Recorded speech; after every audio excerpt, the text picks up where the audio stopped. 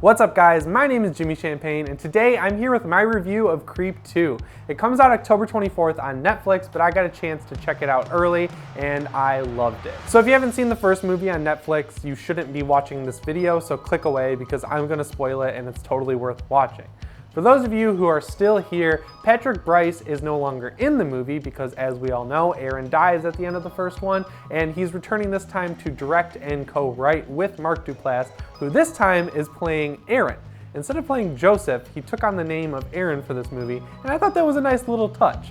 So the setup is that he's kind of losing his edge as a serial killer. He's having a midlife crisis. He's turning 40, he's got a little bit of gray in his beard, he's balding, and he really just doesn't have that drive or passion to kill anymore. It's kind of hilarious to think of him seeing being a serial killer as his job and passion and career, his artistry, and he's just kind of lost his touch. So this is where Desiree Akvan's character, Sarah, comes in. She's the new main character and I guess target for Aaron. So what she does is she has a YouTube show called Encounters where she goes on Craigslist, finds weird personals, and goes and meets the people and films the entire thing. The problem is nobody's watching because she's kind of staying away from the more bizarre types of things. So Aaron goes on Craigslist and puts up a personal for another documentarian, and he says you must interview with a vampire. So she immediately takes it and throws caution to the wind because she's got to get that weird factor up to bring people to her channel. Now, as someone who has their own YouTube channel that they're trying to grow, I connected with this right away. Just like Never Hike Alone,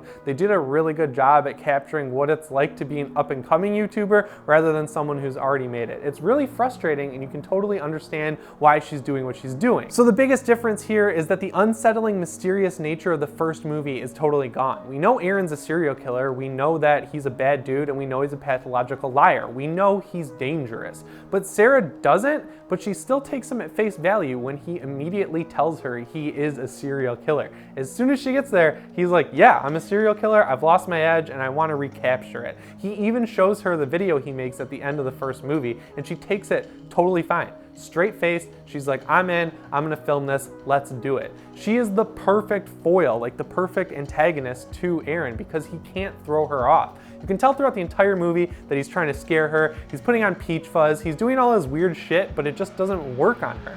She might show it a couple times, throughout the movie when she's alone, but at the end of the day, she's the perfect foil to Aaron. The best part about this movie is the fact that a serial killer has lost his edge and his passion. He's trying to bring it back, and instead of repeating old things from the first movie, besides peach fuzz, because how could you forget peach fuzz, he's doing a lot of new stuff to try and switch things up.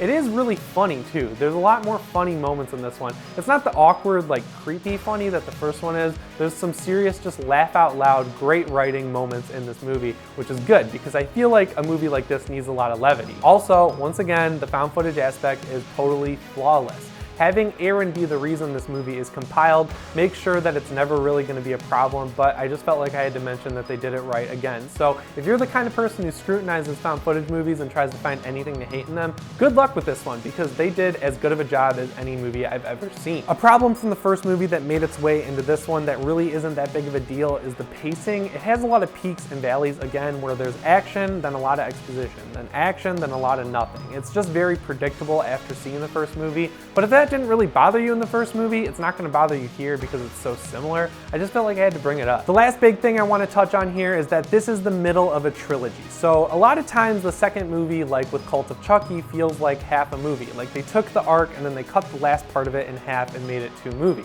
That is not the case here. This is its own movie that totally stands on its own, but also advances the character in a way that the third movie has to be the conclusion. They can't take it much farther than that, and I think they did a really good job with that, so I felt like I had to bring it up. So yeah guys, even though I wasn't ever really worried about Creep 2 because of the people involved with it, I'm just so happy that it turned out as good as it did. It definitely exceeded my expectations, and this is one that you're gonna wanna stay up till midnight to watch on Netflix Monday night. So what'd you think of my review? You should definitely let me know down in the comments below, and if you really liked it, you can hit that thumbs up button and subscribe if you're not already. I'd really like to hit 1,000 subscribers by Halloween. I'm currently at 977, so I feel like I can do it. So if you can help me out there, that'd be great. Anyways guys, my name is Jimmy Champagne, and I'll see you in the next one. Thanks for watching.